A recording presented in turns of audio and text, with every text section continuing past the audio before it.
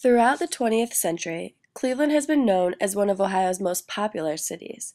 With businesses, shopping, entertainment, and professional sports teams, Cleveland has always been a top destination in Ohio, both to live and to visit. Despite being a great city, however, the American city in general was on the decline by the time the 1930s came around, and Cleveland was no exception. People were moving out of cities and into the surrounding suburbs, which forced retail and businesses to follow.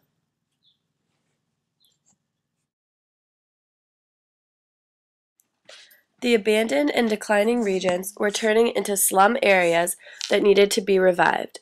What used to be these vivacious and exciting cities, full of people, retail, and businesses, were now slum areas, full of low-income housing and dilapidated structures. The notion of centralization, with a city having housing, retail, and business in one central location, was fading quickly.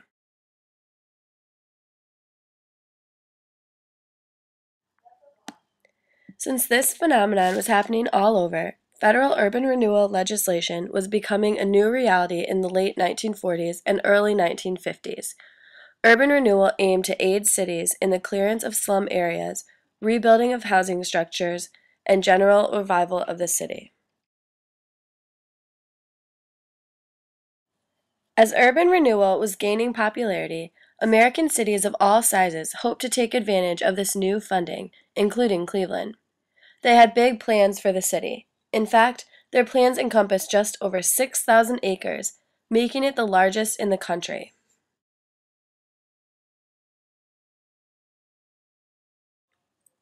Cleveland was one of many cities that sought to take advantage of the federal renewal funding.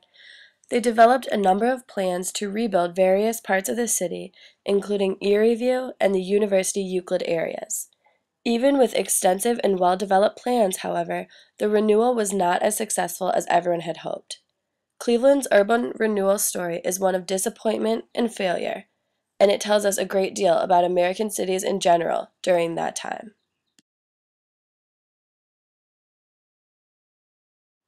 Cleveland had big plans for their city.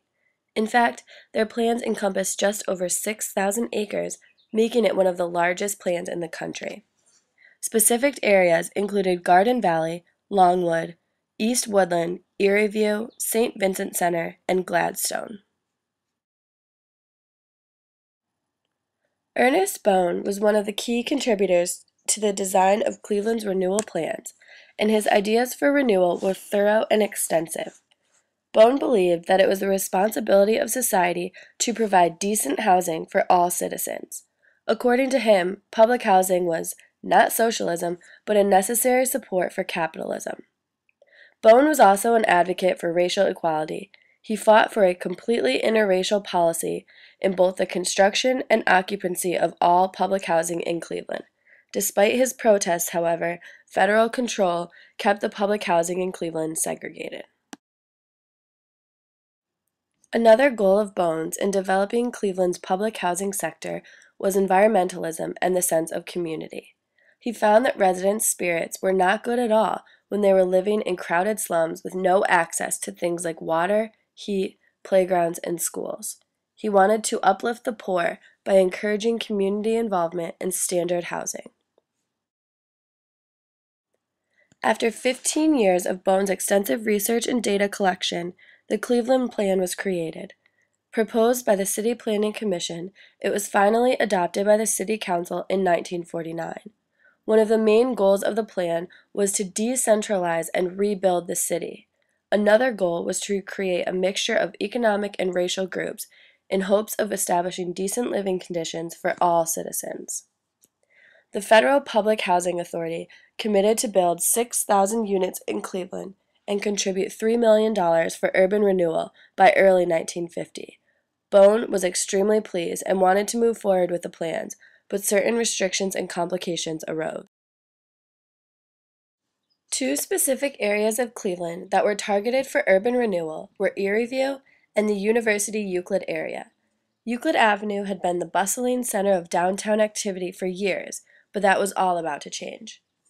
The plan involved shifting the center of commercial activity in downtown Cleveland toward the lake and away from Euclid Avenue.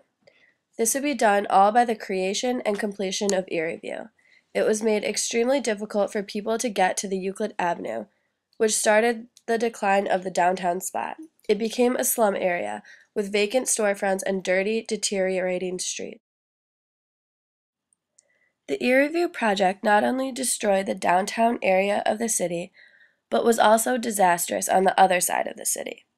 The other urban renewal projects, especially the University Euclid area, were neglected. All of the renewal effort was focused on Erie View, causing the other areas to become blind spots for several years. According to Philip Porter, a retired executive editor of the Cleveland Plain Dealer newspaper, the city is much worse off now than before Erie View. For a long time, it was not considered safe to walk the streets downtown at night, not only in Erie View, but also along Euclid. It need not have happened this way. Erie View could have been stopped.